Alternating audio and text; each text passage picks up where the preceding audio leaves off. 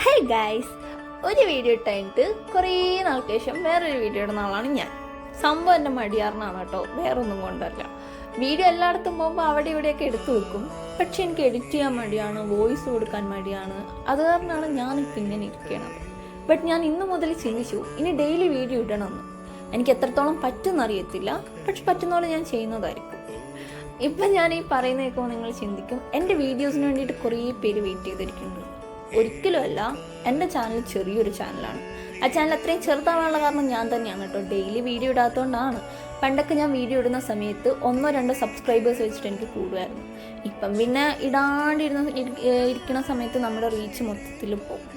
പിന്നെ അത് മാത്രമല്ല, എൻ്റെ വീഡിയോ ഇട്ടിട്ട് ഒരു 4 പേരാ കാണുന്നതെങ്കിൽ എനിക്ക് ഭയങ്കര സന്തോഷമാണ്. യൂട്യൂബ് ചാനലിലൊക്കെ 4 പേര് കാണുക വെച്ചാൽ വലിയ കാര്യം തന്നെയാണല്ലോ. പിന്നെ അത് മാത്രമല്ല, ഞാൻ എപ്പോഴും വീഡിയോ ഇടുമ്പോൾ ശ്രദ്ധിച്ചിട്ടുണ്ട്, ഒരാളുണ്ട് എപ്പോഴും ചോദിക്കും, കുറേ നാൾക്ക് ശേഷമാണല്ലോ കാണുന്നത്, കുറേ നാളായല്ലോ വീഡിയോ ഇട്ടിട്ടെന്ന്. അതൊക്കെ കാണുമ്പോൾ ഞാൻ ചിന്തിക്കുക, ഒരാളെങ്കിലും എന്നെ നോക്കി, മീൻസ് എൻ്റെ വീഡിയോ നോക്കി ഇരിക്കുന്നുണ്ടല്ലോ. അപ്പോൾ എന്തുകൊണ്ട് എനിക്ക് വീഡിയോ ചെയ്തുകൂടാ?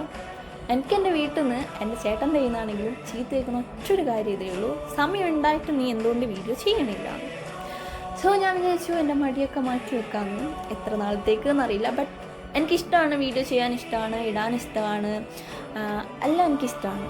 ഈ മടി എങ്ങനെയെങ്കിലും ഒന്ന് മാറ്റിയെടുക്കാൻ അത് ഞാൻ തന്നെ വിചാരിക്കണം. അപ്പം നമുക്ക് നെക്സ്റ്റ് ഒരു വീഡിയോയിൽ കാണാം. Okay, by.